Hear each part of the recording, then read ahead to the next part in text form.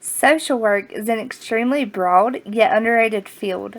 Whether they are dealing with financial crisis, negligent homes, or solving educational problems, their work still involves a mixture of different writing styles.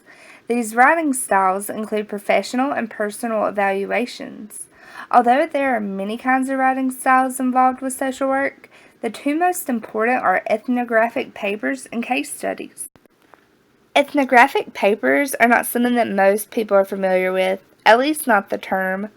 These papers are based on observational and participant research.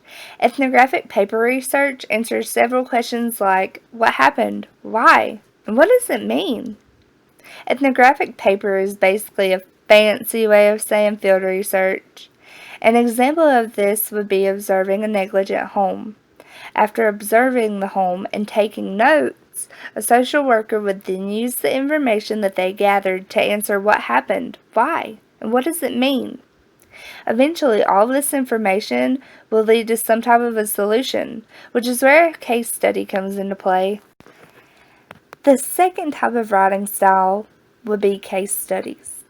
Case studies provide descriptions and background information about people, things, or different kinds of situations.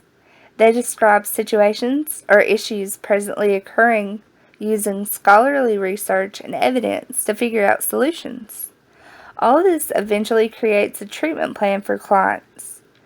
For example, someone is in a huge financial crisis. They're super in debt and are about to lose their home.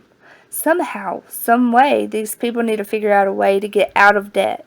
A social worker would get descriptions of these people and their current situation. They would use all the information they gathered, like how much money they make, the money that they owe, etc., to figure out how they can get them out of debt.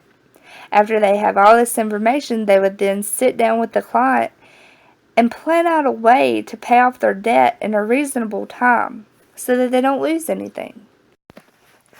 Ethnographic papers and case studies are what make the job of a social worker. Without these, their job will be very hard to accomplish.